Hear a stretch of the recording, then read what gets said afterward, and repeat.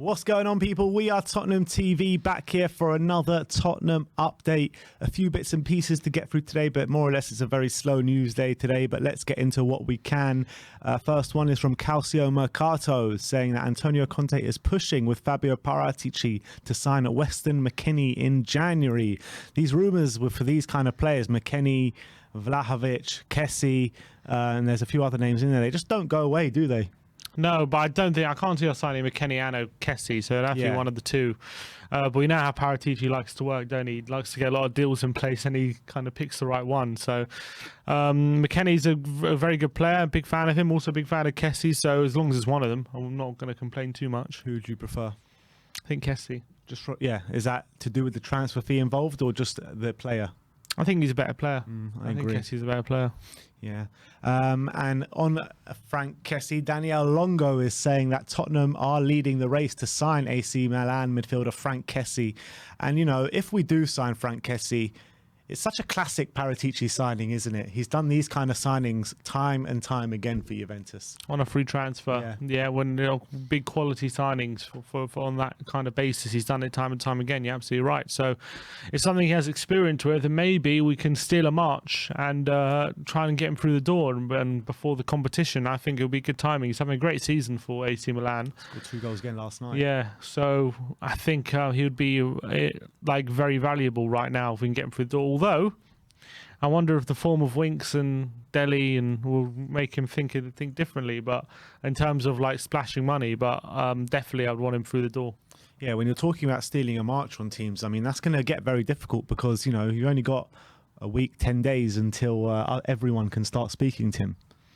You know what I mean? On a pre-contract. So it's going to be very difficult. And when a player like that, you know, a player like Dybala, all players that are running out their contracts at the end of this season, if they don't sign, you're going to have so many clubs in for them, aren't you? So many. You have to assume so. Especially on a free transfer. So it's going to be difficult for Tottenham to compete. But we do have money. So hopefully we can be it depends how we are. But hopefully we're an attractive proposition for these players. All right, let's move on. Sky Sports reporting about Steven Bergwijn, saying that Bergwijn still has a future at Tottenham amid interest from Ajax and Sevilla ahead of the January transfer window. Clubs in France and Germany are also keen to take Steven Bergwijn off our hands. Well, it's interesting how things can change so quickly. Like we heard with Dele from Romano saying, Dele was Tottenham were looking to sell Dele, and then all of a sudden things changed after one performance, and it's different. Harry Kane as well. Apparently the situation changed with him, according to Romano, and now it seems to be similar with Bergwijn. Seems to be very similar with Bergwijn as well. So it's very interesting. Very interesting how quickly things can change. But I don't know. I still think we probably take at this right now. We probably still take a good offer for Bergwijn, but if you can play. Offer. Probably get our money back. But if he keeps playing the way he is, there's no reason to force him out the door. Yeah, and at such a young age as well. If he can get to grips with the league now under this manager, I mean, he's only going to get better, surely. You'd hope so, yeah. And he's got quality. We've seen that definitely, and he can offer something that no one else in the squad offers. So I think he's got a lot of quality. So I wouldn't mind him sticking around. I've always been a believer in his quality. I just thought maybe it hasn't quite worked out with him here, but I think he's a good player, so I got no problems with him staying. In Conte we trust. That's the main sticking point there. But let's move on. Mike McGrath of the Telegraph is saying Tottenham and Celtic are going head to head to sign Nice winger Deji Satona. Interesting player, this Deji Satona. Obviously he's a winger that can play at left back as well, and also has played as a striker.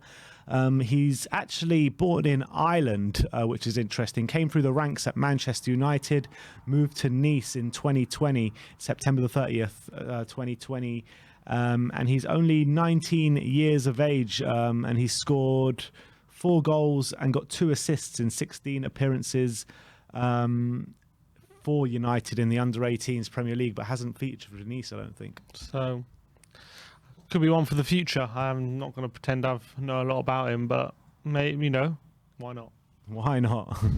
All right, and the last bit of news I've got for you is on Pep Guardiola and his sly digs at Daniel Levy. He was talking about Ferran Torres moving to Barcelona. That deal seems to be over the line now. And the quote is, If you are not happy, you have to leave. We're not a club like other teams. When you want to leave, the CEO and president say no. If Ferran wants to leave and go to Barcelona, absolutely no problem. I'm happy for him.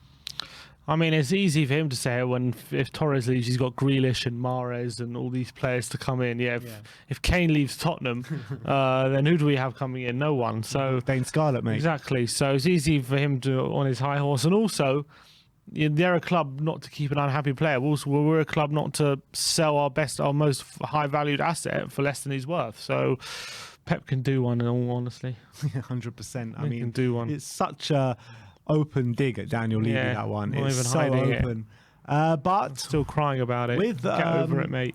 With Ferran getting around 50 million, euros through the door for Man City, that gives them a little more wiggle room with this financial fair play. So maybe they can come back in for Kane in the summer or in January. Yeah, we'll see. I don't know. I mean, I don't know. I don't see them coming back in for Kane. Not at all. Do you think? I think they missed the boat. Who do you think they go for? Probably more likely to go for someone like Vlahovic, Haaland. I reckon they've got a lot of eggs in the Haaland basket. You reckon? Well, his dad was a former City player, wasn't he? True.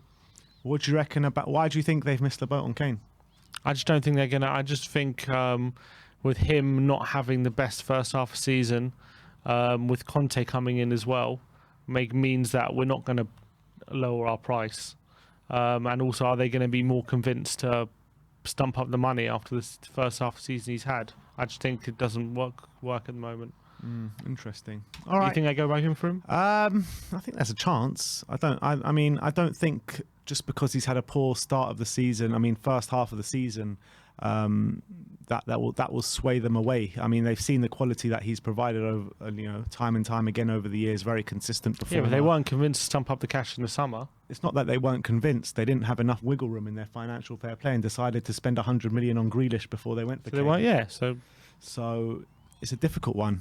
I think if there's going to be wiggle room there for them, and if they can stump up 150 million, something like that, I don't see why they wouldn't go back in for him unless they think they can get an Haaland or a Vlahovic. I'm saying they're not going to stump up 150 million.